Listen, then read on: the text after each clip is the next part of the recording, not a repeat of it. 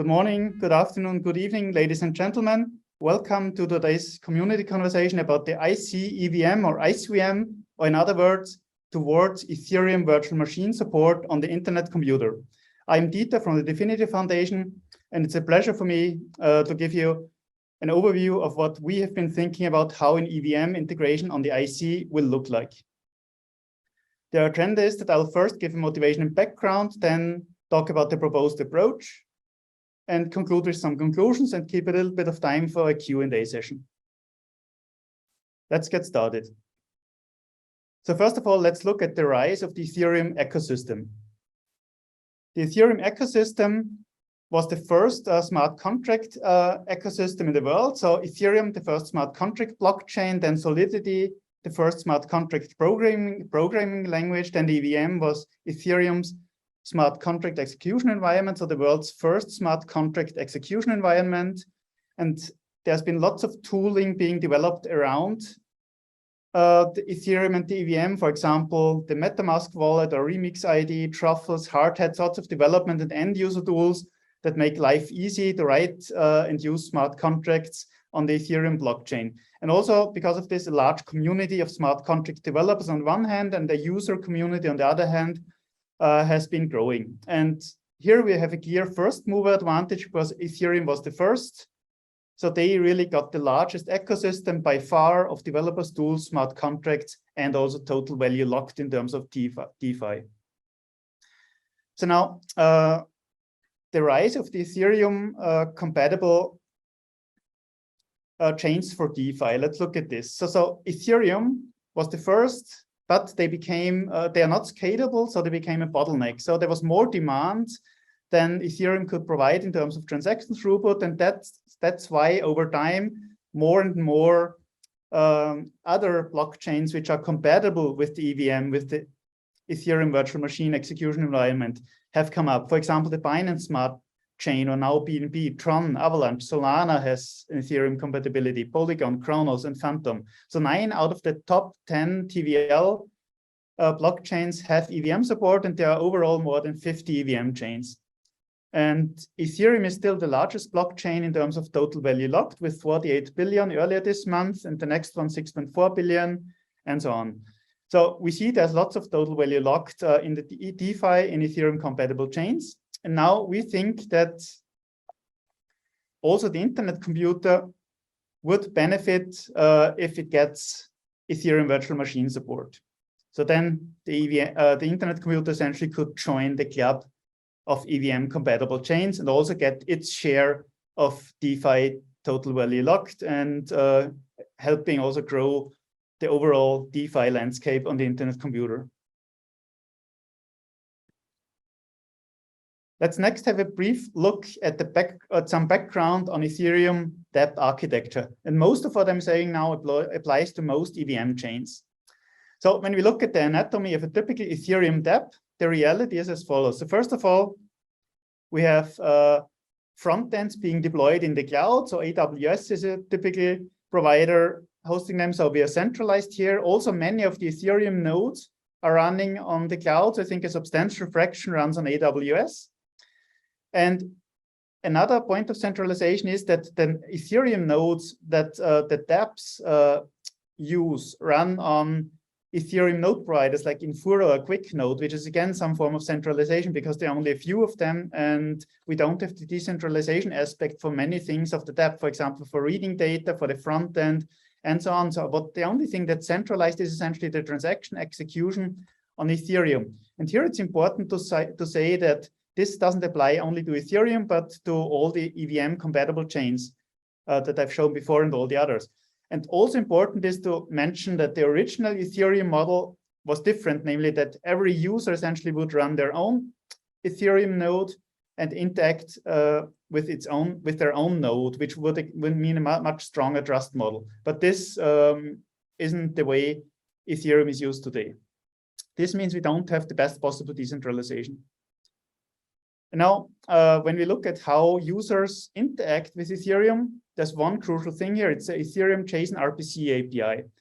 So a user or developer interacts with Ethereum using this API, and the nodes duplicate the nodes of those cloud providers, or if you're on your own node, you enable the Ethereum JSON RPC API, and then use calls, for example, like ETH call or ETH send raw transaction. And via this, you interact with the blockchain, where ETH call, for example, is something very similar to a query on the internet computer. The send raw transaction is an update call that changes the state. So that's essentially sending in a transaction to the network. And we propose that a relevant subset of this API is also implemented by the ICEVM. More details later. Now we're looking at the tooling ecosystem for the interaction with Ethereum and compatible chains. It looks as follows. So we have developers and users, and developers interact with a couple of different tools, like they use the MetaMask wallet, they use Remix ID, Truffles, Hardhat for developing. And those tools work not only on Ethereum, but also on all the other Ethereum-compatible chains. And you just need to switch a couple of configuration parameters to go to different chains, and that's it. So it's very simple to go to another EVM chain, and EVM developers and users are already used to that, to have this fragmented landscape of different chains, and then you switch between them and deploy your dApp on, for example, on multiple dApps on multiple chains, or on the chain which has the cheapest fees. And the nice advantage of this is that via this, we have a large tooling ecosystem that has developed within Ethereum over years, and those tools are now usable for all EVM-compatible chains that expose the Ethereum JSON RPC API, which is pretty nice in terms of network effect, because every new chain doesn't need to build up a tooling landscape, but it's all available already. You just reconfigure your tools. That's why it's important for us to support this JSON RPC API. It's crucial, I would say. And the same for users. Users interact with Ethereum as well with specific tools, and typically they use a browser-based wallet, most famous one being MetaMask with the Fox logo here. And that's how users interact. Also, most important calls, ETH call and ETH send raw transaction.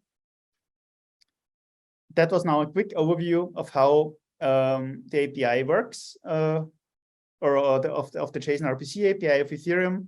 That's a conditio sine qua non for us to implement for the EVM on the IC. So next, let's look at what Ethereum developers expect from an EVM-compatible blockchain, in our opinion. So first of all, of course, we need an EVM. So the core environment that executes EVM-based smart contracts that, for example, are written in Solidity and then compiled to EVM bytecode. But that's not enough. We also need, as I said before, the Ethereum JSON RPC API to be supported, the HTTP variant thereof, which allows to use all those nice tools and benefit from this ecosystem that has grown since the beginning of Ethereum. Next, we need tokens as currency and as tradable assets on the EVM. That they have something, for example, for DeFi to trade on DEXs. Next, developers expect bridges.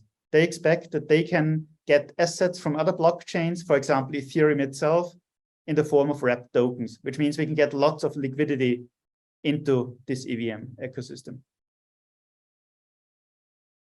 And last but not least, we need oracles, like an integration with the Web 2.0 world. That's also crucial.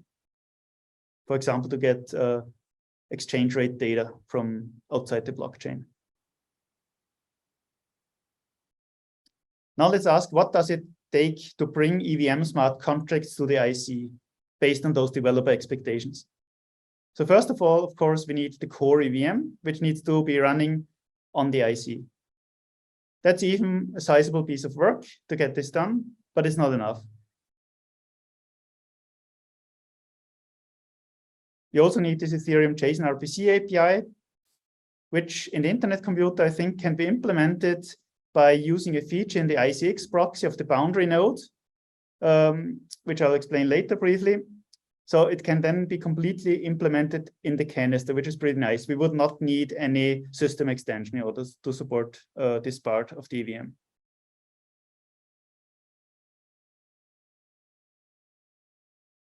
Next, we need to get in tokens into the ICEVM as currency and tradable assets.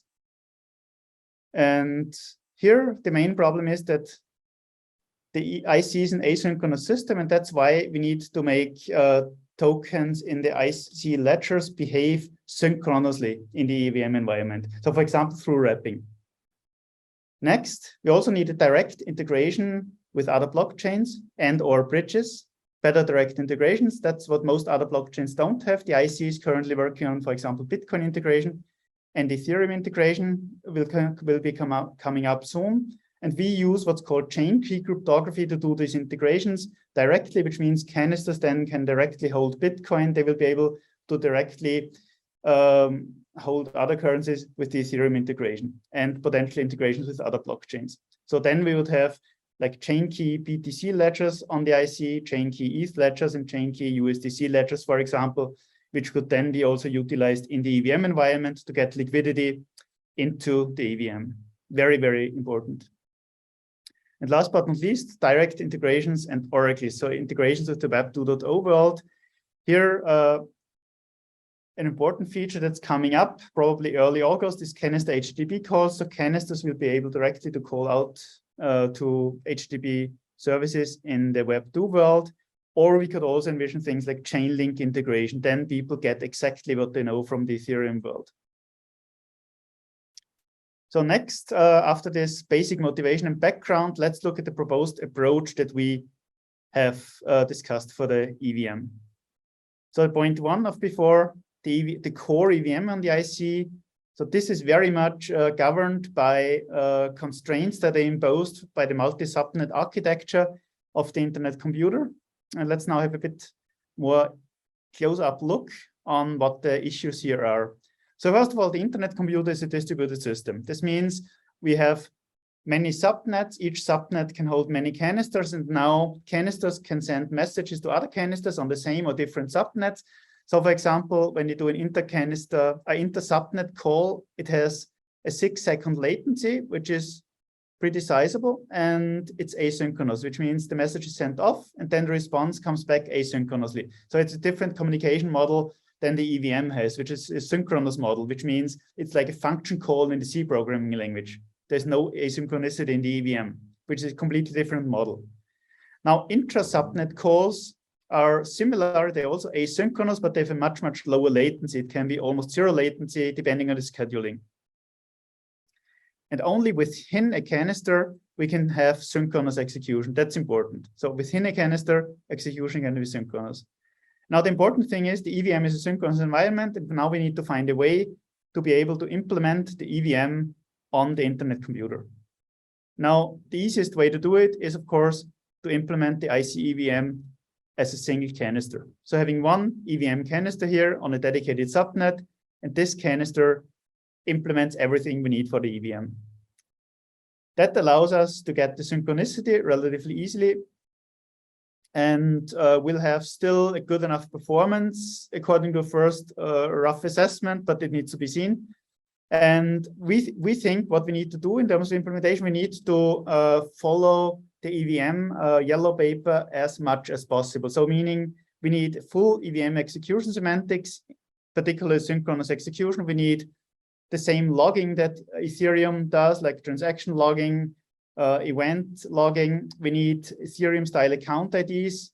Also, we need to allow that users can use the standard wallets like MetaMask and all the standard tools to interact with the EVM.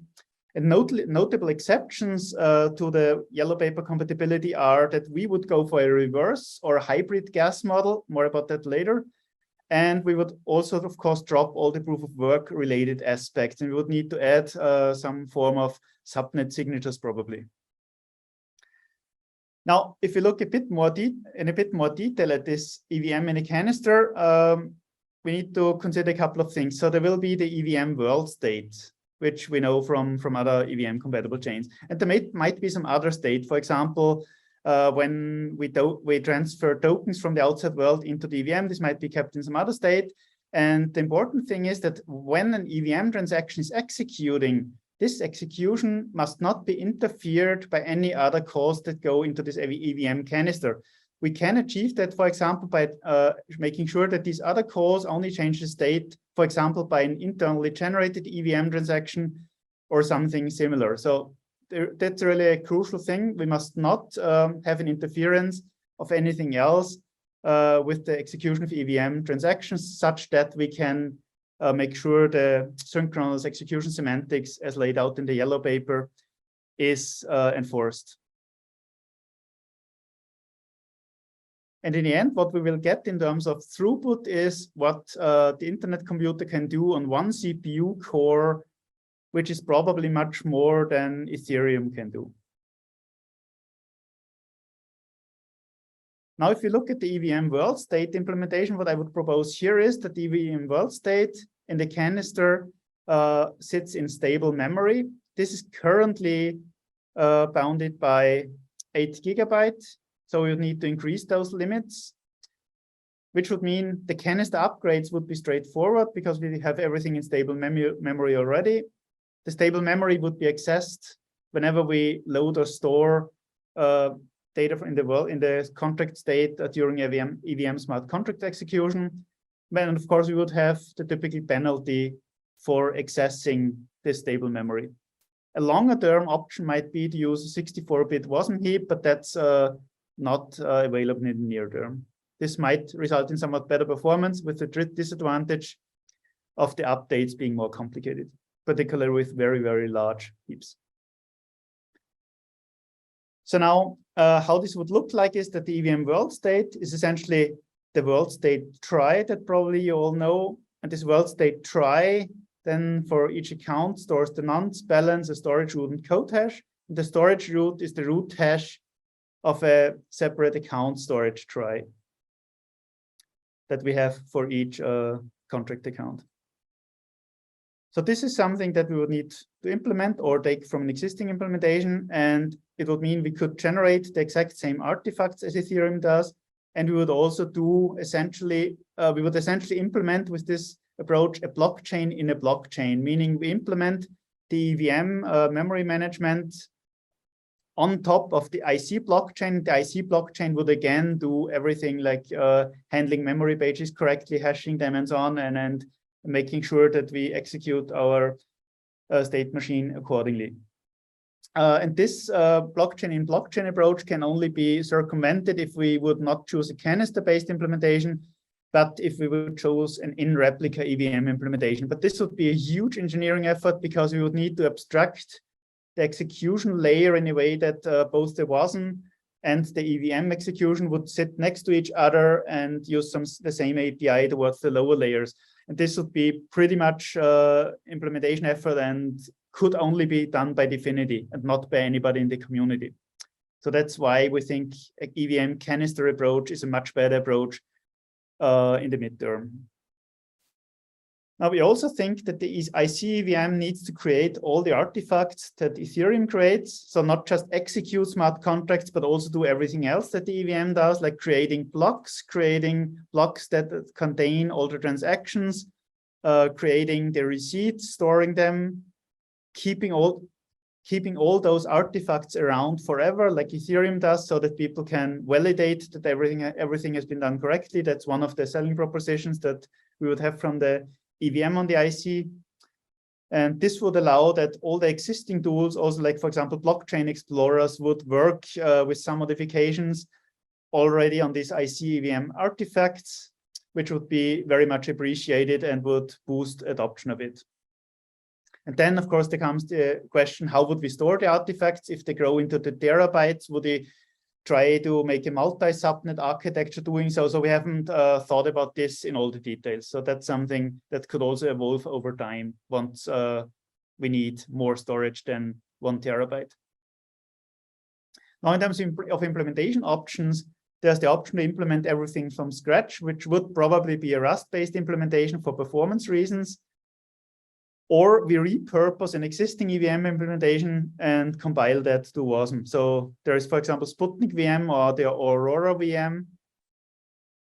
Or there's the REVM, which is inspired by Sputnik. But yeah, that seems to be a small project, but could also be something interesting. And of course, there are many more that one could look at. So those are 3 that we found after a brief search, and that could be promising for using as a baseline, as a base for the implementation. So next, let's go to the second point, the Ethereum JSON RPC API. So as I said before, it's very important that we have to that we build or expose the EVM in the form of an Ethereum JSON RPC API, such that we have compatibility with all the existing tooling landscape in the Ethereum world, like the MetaMask wallet and all the nice developer tools that are available. And the cool thing is that wallets and developer tools will work out of the box. You just reconfigure them with a different URL, and that's it. And then developers could use those immediately, and users, they would feel at home immediately. They could just deploy their existing smart contracts on the ICEVM. So it's very nice, and that's a conditio sine qua non for fast adoption. So all the standard workflows and all the processes would be supported immediately. Then there is another class of tools like blockchain explorers, like we know Etherscan, Explorer, Blockchair, Blockscout, etc. So those are typically per EVM chain. So we need to take an open source project there and repurpose it for the ICEVM, make a couple of changes to not rely on the proof of work, but on subnet signatures of blocks, etc. And then could have a blockchain explorer with a relatively modest amount of work. But they will not just work out of the box. And in terms of implementation of the JSON RPC API, this can be done by an existing feature that we have in the IC already, namely in the ICX proxy in the boundary node, we have a feature that allows users to send HTTP requests, which are then sent to canisters as queries from the anonymous principal. And since a couple of months or half a year, we have an additional feature that allows to upgrade those queries to update calls. And exactly this would allow to make HTTP-based update calls, which is crucial. And I think we could implement the relevant part of this API with already existing IC features just in a canister. What we cannot implement just in a canister with existing features would be a WebSocket API for subscribing to event streams and things like this. Now, in terms of user-facing APIs of the EVM on the IC, as I said, we would like to have this Ethereum JSON RPC API, and I think this should be the first thing we implement to leverage all the network effects that come with the tooling ecosystem that users and developers could use immediately. But in the future, I think it would also be very helpful to integrate also, or to build also an ingress message-based API where we can use the existing IC tools in order to interact with the EVM. So for example, we could use internet identity with biometric authentication instead of the MetaMask wallet, having more security, more convenience, so merging or blending in IC features into the EVM features. But I think this should be part of a second stage of deployment or rollout. Let's next look at the token ledger integration. That's also crucial because we need tokens from the IC in the EVM. So the questions here are, how can the IC EVM integrate with token ledgers on the internet computer? And how do users get tokens into their EVM accounts? Let's have a look at the challenge here. So the challenge is that we have ledgers on the IC on different subnets.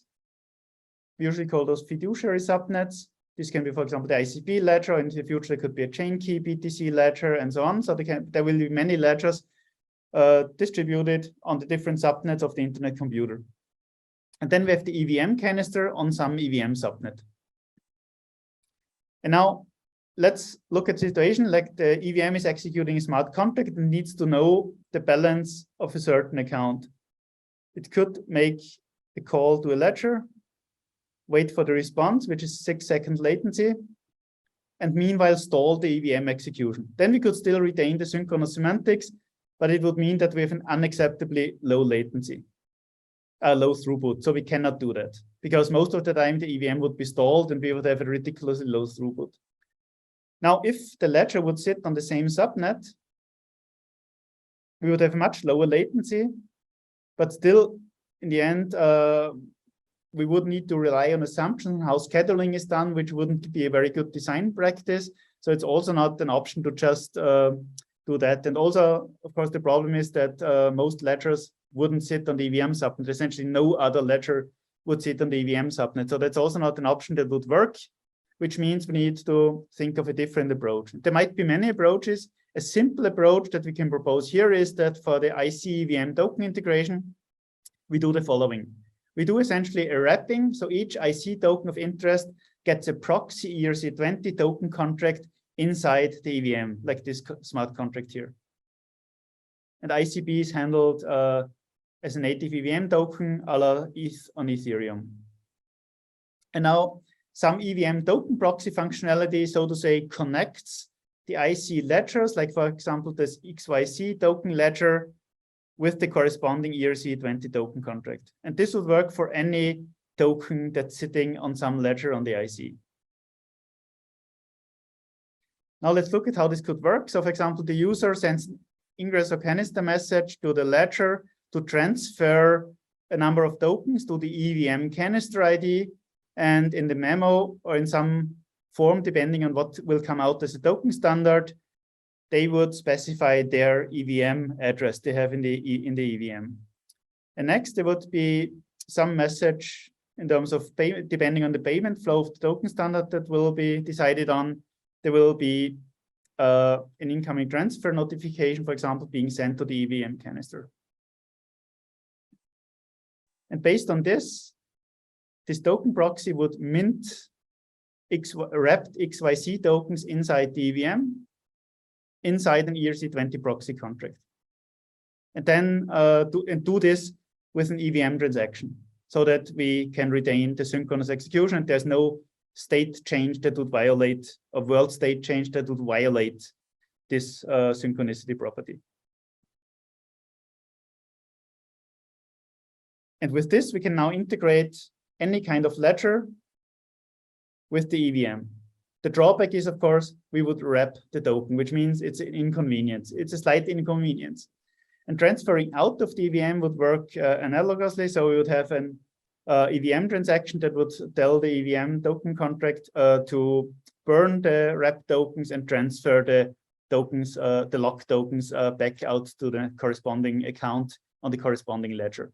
So this would definitely work. It would be correct, but it does have the drawback of being of using wrapping of tokens. And there might be other designs available, and I would be very much in favor of seeing a better design that's general and that solves the problem without wrapping the tokens and with not needing to modify token the IC token standard, because this would also be a big step. So I'm very happy to hear about proposals, what we could do better here. This is a simple but workable solution. Next, let's look at the integration with Web 2.0. That's also a very crucial thing we need to do for the ICEVM. And what we can do here using oracles and HTTP calls that canisters can make to integrate with Web 2.0. So let's look at these two options. So first of all, let's say we have an EVM canister here. We could just have an oracle.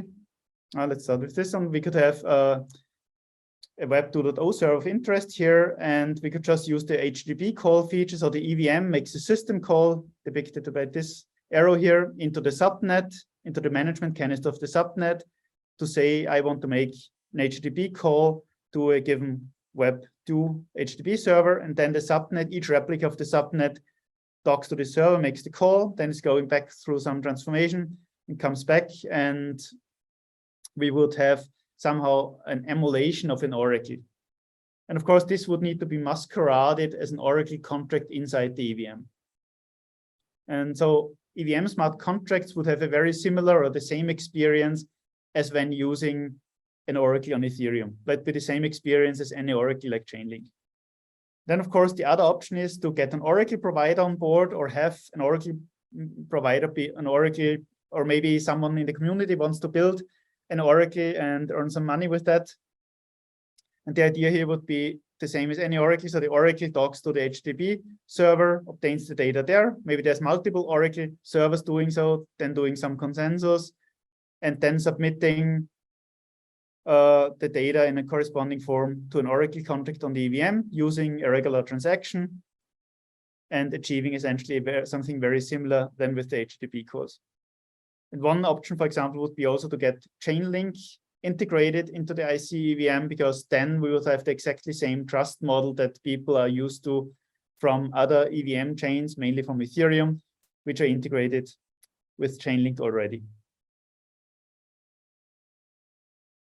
So now I will speed up a bit because we also want to have some time for discussion in the end, and I can't go into all the details. So I call this now the fast forward mode. And I will try to capture some more important discussion points that are relevant when thinking of how you want to deploy and build an EVM on the internet computer. So first of all, scalability. What I proposed before is one canister holding the whole EVM, and that's it. Now, one easy way of scaling would be something that Ethereum 2 is doing, having multiple EVM canisters on different subnets, or even multiple on the same subnet, and then connecting them through asynchronous calls. So that would be very similar to what Ethereum are doing already with their Ethereum 2.0 initiative. That's easy to implement, but of course it comes with all the drawbacks of Ethereum 2.0 sharding. Another approach to speed up or to increase the throughput would be to scale storage and offload computations. So first of all, we could move the storage out from the EVM canister into dedicated storage canisters. And we could also use dedicated canisters as processing helpers. For example, those could be used for offloading the JSON RPC parsing and ECDSA signature validation on incoming transactions. All of this would be easy to build. And this would probably already lead to a pretty significant speed up, which means more EVM contracts can be processed or executed per second on the EVM canister because work is outsourced to other canisters. It would increase the latency though. That's always a trade-off. Now let's come to the hard part of scaling. The hard part is scaling up within one subnet. So meaning that we have multiple EVM execution canisters that concurrently execute EVM smart contracts. The hard part here is that we need a scheduler that would be required to look at which state is touched by each of the transactions that should be scheduled, and then it schedules only transactions that touch disjoint parts of the world state. And then we could run these transactions that touch disjoint parts of the world state on different canisters, on different CPU cores concurrently. So there we could get a constant factor of speed up. But this is already pretty hard to implement, and I think Ethereum itself does not do that. But that would be something that would allow us to utilize the compute capacity of one subnet much, much better.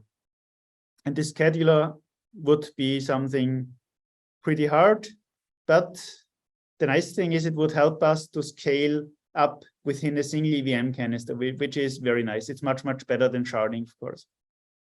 And this is something that could be built once the EVM on the IC takes off, and we need more capacity. In the beginning, it's something we would definitely not suggest to build. So next, I would like to briefly talk about how we would envision a strategy for growth. So a two-phase approach, essentially. Phase one would be the phase where we foster ICEVM adoption. So what we would want there is essentially everything I explained for the basic developer expectations, so that people can come and copy-paste smart contracts so that we can just benefit from the available tooling ecosystem. People come and, for example, deploy DeFi applications they already have written for other EVM chains and utilize the cheaper or faster execution of the internet computer to have a selling proposition for the services. And this would leverage quite some network effects and might help us grow this quickly in the beginning. And it would mean a frictionless adoption of the ICEVM like for other EVMs that did a similar approach. And what this requires is all the minimum Ethereum developer expectations, like 1 to 5 that I was talking about, would need to be fulfilled, like the JSON RPC API, token integration, bridges, or other kind of integrations, and Oracle functionality. And probably we think that we could reap a benefit of a unique selling proposition by using the reverse gas model. because other blockchains that support EVM don't have that. This would help get more easy towards a mass market adoption of the ICEVM. And then in the second phase, we could go for a differentiation in the meaning that we do this tighter integration with the IC to enable the use of our powerful features. So for example, we could use IC native features like hosting the front end on the blockchain, which Ethereum can't offer, so none of the chains can do that. Then also having internet identity being used for signing transactions. So we have biometric authentication protecting the private key, not the private key being in the browser, which would be a security advantage. Then reading crucial data via update calls, which is currently not done in the phase 1 and which is not done in any other EVM compatible chain. But though this phase 2 would require, depending on what we want to implement there, would require that either the smart contracts and or the front ends thereof be changed. So you can't do just a copy-paste deployment, but you might need to do some modifications as well. So that's why this would be a phase 2 to differentiate against others. And the unique selling propositions would be mainly in the realm of better usability and a stronger trust model. Let's look at the trust model. So phase 1. The initial adoption. So a trust model here of the ICEVM would be very, very similar to Ethereum. So on the left side, the ICEVM, on the right side, Ethereum. So first of all, the root problem is that EVM dApps use this call function or query in the IC world operation for all reads, which means all reads go only through one replica. And if the replica is dishonest, then we are in trouble. So it means it's not decentralized. Then in the second line, the question, who needs to be trusted? So it's also very similar. In the ICEVM model, it would be the boundary node, respectively the ICX proxy, and the IC node that reads are going to. In the Ethereum dApp world, it's an Ethereum cloud node. So it's very, very similar. Then the question is, where are those nodes hosted? So in our case, it's regular data centers. In the Ethereum world, it's a public cloud. So one could come up with the argument here that it's comparable trust models overall. I think because we are using regular data centers that are distributed throughout the world and not all being on one or a very small number of public cloud providers, that we have an edge here for the ICEVM in terms of no cloud provider being involved. So we have, I would argue, a bit better decentralization already. So we have at least as good trust model here as Ethereum does, with the phase 1 deployment that I mentioned of the ICEVM. Now, when looking at the phase 2, we can generate a couple of USPs for the ICEVM. So the idea here is that we use advanced IC technology to generate improvements for the EVM-based dApps. So we could think of things like having the on-chain front end, as I mentioned already, which would mean that we need to modify the dApp front end to be hosted on-chain. That's relatively easy, probably, to accomplish for a dApp, and it removes the dependency on cloud hosting for a front end. So this would be already a big benefit and a big unique selling proposition for the ICEVM with a rather low effort. Next, the IC principals could also be EVM users, meaning that we can use the internet identity. This would mean we would need to somehow map these IC principles to EVM users, which would not be too hard, according to first assessment. And doing so would help us to leverage some of the key features of the IC for the EVM. So for example, improving usability by integrating more tightly with the IC ecosystem, particularly, for example, internet identity, having biometric authentication. Very convenient. So a strong USB, but it would require adaptations to the decentralized apps. Another interesting one, using update calls for critical reads. Because in the EVM, you do all the reads just to one node, so it's not decentralized. Using update calls for critical reads would mean it takes more latency, but it's more secure. It's decentralized. So it moved the whole dApp in a more decentralized realm in contrast to where they are today. But that would mean that we need to rewrite the EVM smart contract according to some of the IC best practices on when to use update calls and not query calls. This would be a pretty substantial security benefit, but it would mean also when you rewrite or modify the EVM smart contract, you can't do a copy-paste deployment anymore. So we use this networking effect to some extent, and you need to re-audit the contract, or at least re-audit parts of the contract.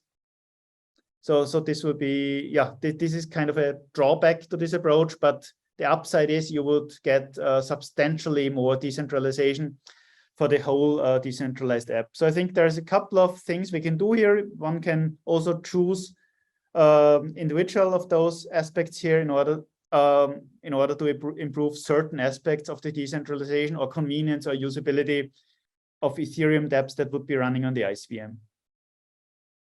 And this, I think, creates a very, very strong USP for the ICEVM compared to other EVM compatible blockchains.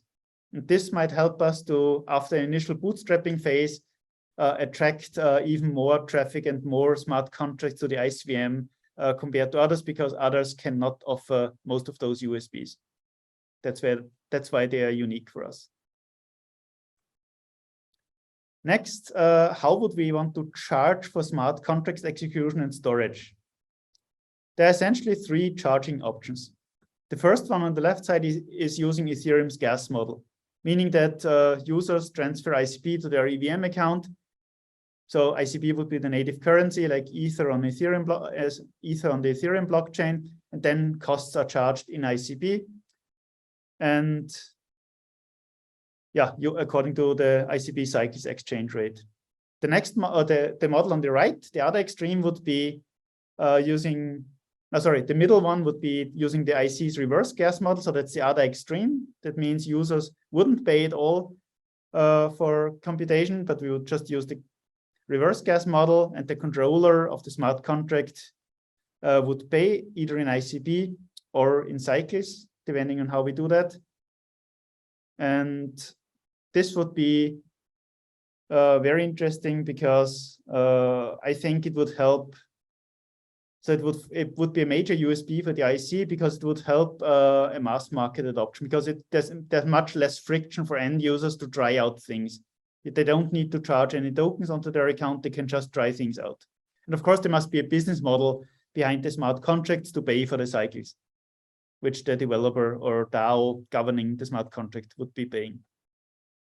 And then the third option, which is the one we propose, is a hybrid gas or reverse gas model. So that's a combination of the two, that it can be chosen for a specific smart contract, whether we want either the Ethereum gas model or the IC reverse gas model. And then we can do an approach that smart contracts that have a good business model behind them, for example, DEXs or DEX aggregators, they could use the reverse gas model, and other smart contracts, for example, could just use the Ethereum gas model.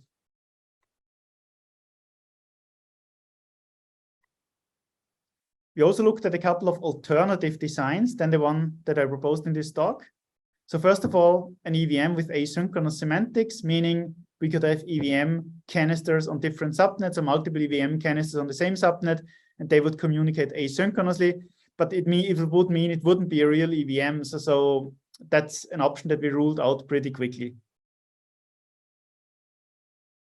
Next would be an IC style API only, so skipping the tedium of implementing the JSON RPC API.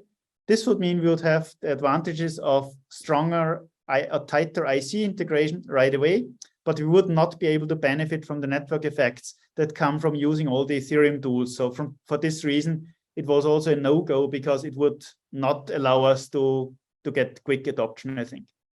That's something we can add as in a later stage.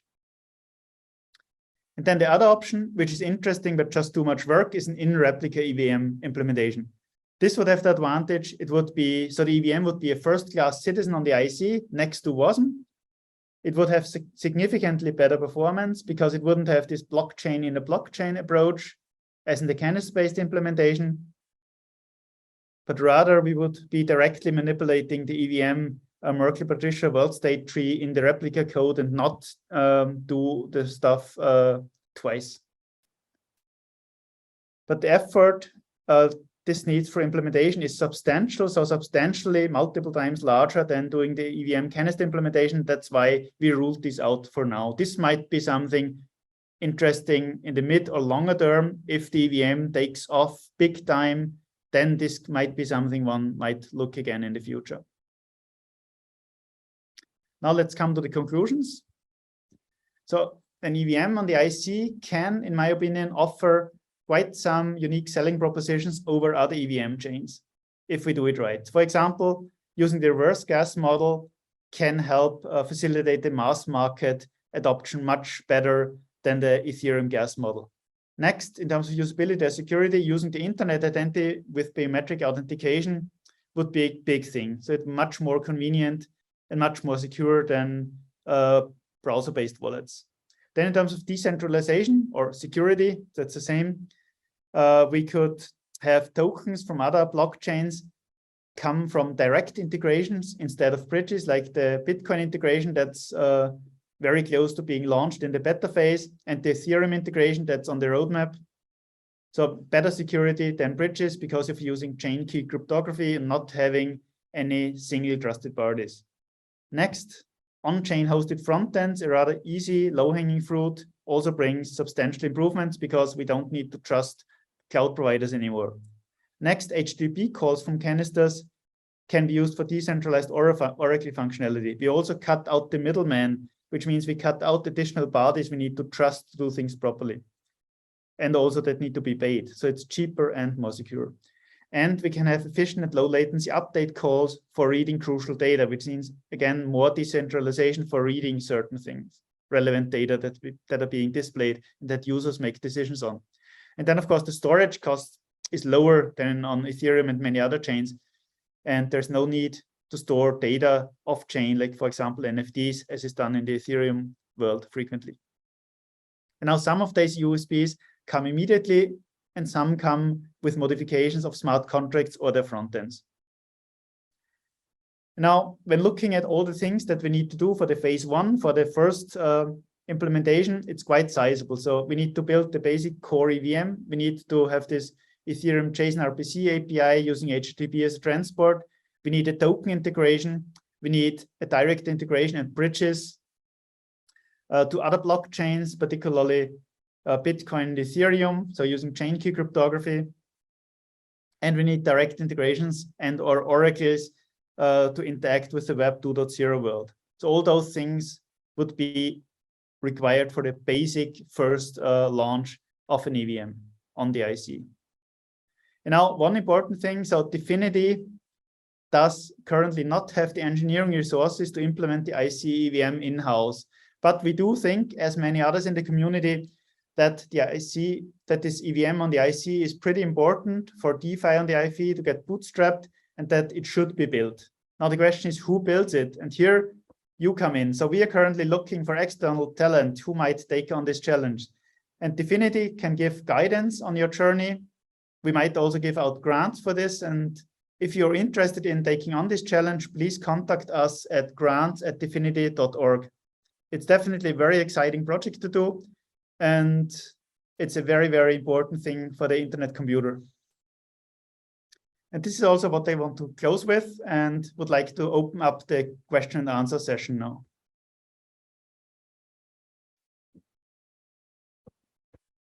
All right, thanks. So I am the master of questions today, so I will go through the questions that we collected. So here's that. Alessandro De Maio has a couple of questions. So we'll start first with scalability concern. Mm-hmm. So if you have the ICEVM, and if it's limited to a single subnet, right, then of course we have a bounded scalability. Again, yes, but this is the true nature of an EVM. You cannot get synchronous execution semantics outside of one machine. Yes. Exactly. So his follow-up question then essentially is, once we reach the limit of that scalability, then we do ICEVM 2.0, analogous to what Ethereum is doing. So essentially what I showed, having multiple subnets with an EVM canister, using the storage capacity of the subnet, which is 1 to 3 terabytes in the future probably, and then having essentially the IC play the role of the beacon chain, but much, much faster. So it would be much faster, higher throughput, lower latency Ethereum 2.0 on the IC. Yeah. All right, I think that makes sense. I hope it answered the question. So let's move on to the next question. Sorry. Yeah. Sorry, I have to interrupt. I just found out that something with the settings went wrong and people cannot post anything into the chat. I'm very sorry for that. So if you have any questions, please paste your question into the Q&A section. That should work for all. Okay, great. So while you post more questions, I have a couple here. So okay, let's go ahead with the ones we have. Yeah. So let's go through the ones we have. The second question is about ZK EVM, right? So essentially to have an EVM that processes ZK rollups directly. So that's what others like Polygon and so on are kind of proposing. And essentially this means to have more transactions off chain, right? So his question essentially is, considering the recent developments on that front, wouldn't it make sense to go straight for a ZK EVM implementation? Good question. So Ethereum go into the Ethereum 2.0 direction, which means you would not need the rollups anymore in that intensity. So and that's why the proposal currently on the table is the one that we proposed. But honestly, we have not evaluated the ZK EVM in detail. So it might also be something to look at. But I think this EVM 2.0 sharding approach, doing it similarly than Ethereum does it, is a very good first start and models essentially what Vitalik is doing with Ethereum, which I think is probably the right way forward. And also one more thing to this. So we also hope that the Ethereum world on the IC will in the future not be the only world that hosts DeFi and other applications, but that also our native DeFi will grow a lot and that we will not need the extreme scalability of Ethereum, but that a smaller environment might even be sufficient, like a couple of subnets a la Ethereum 2.0, for example. Yeah, thanks for that. Another interesting question related to some sort of a hybrid approach, right? So using the strengths of the IC and the Ethereum platform, so we could use internet identity, on-chain storage, front end, and so on, all the nice things of the internet computer, but combine it with ZK rollups to inherit features from Ethereum, namely security, decentralization. So to have like something in between. Would that be an alternative that had any? That's something interesting that we, I think, need to still look at a bit in more detail. Yeah. Yeah. Yeah, it's definitely a good question. That's a very good question, I think. Yeah. All right, final question that I currently have in my batch. Yeah, that's also an interesting question. So the IC actually drops messages if the queue is full. There's also an expiry date associated with every ingress message. Wouldn't that result in a different user experience compared to Ethereum if we have essentially transactions that can expire? Very good question. So I think the throughput of the ICEVM would be higher than of Ethereum. And if we do the scalability right, for example, doing the scale out and scale up approach, then we should hopefully not get into this territory of queues being full and transactions expiring. But also, I think it's a very good question. Yeah. So yes, in the extreme case, it might lead to a different user experience, but I would hope for the extreme case not being the regular case, but only rare. Yeah. But maybe that's something a developer still should maybe take into account. Yes, yes. So it's a very good question. Yeah? So maybe something to think about in some more detail, what the implications exactly are and what it would mean for a copy-paste smart contract, that it would have any kind of also security implications potentially. Yeah. If assumptions are not met. Yeah, that's a very good one also. So yeah, that's all I have in my queue right now. So there's something more in the Q&A. Yeah. Emma, do you have more questions coming up? Let me check. No, not right now. This is the last minute for you to submit any questions. Otherwise, we are right on time. And as I pasted in the chat, there's also the link to the forum post if you want to continue the conversation there. Please do so. And please also get in touch with us if you are interested to either implement the full ICEVM, or if you're implemented or your team is implemented in doing certain parts thereof. So I think we are flexible in terms of the model we use for funding this. So we have grant money available for this big feature, and we hope that some people in the community or some teams in the community show interest in doing that with spare capacity they have. And yeah, trying to build something really cool for the IC to bootstrap DeFi and help DeFi outside of the IC native DeFi, which is being established to grow and to make the IC as a whole thing successful. So please contact us at the email or at the forum. I think there are different channels. And also please post further questions, as Emma said, into the forum, and we will be happy to answer them. And I think there will be many cool thoughts coming up from your side, and this will improve the design ideas, and then we will converge to something that hopefully someone will be implementing and that we will have sooner or later running on the IC and executing EVM smart contracts. Thank you very much, and see you next time. Yep. Thank you for attending. Hi, everybody, and many thanks to Thomas and Emma for handling the questions. Thank you. Bye.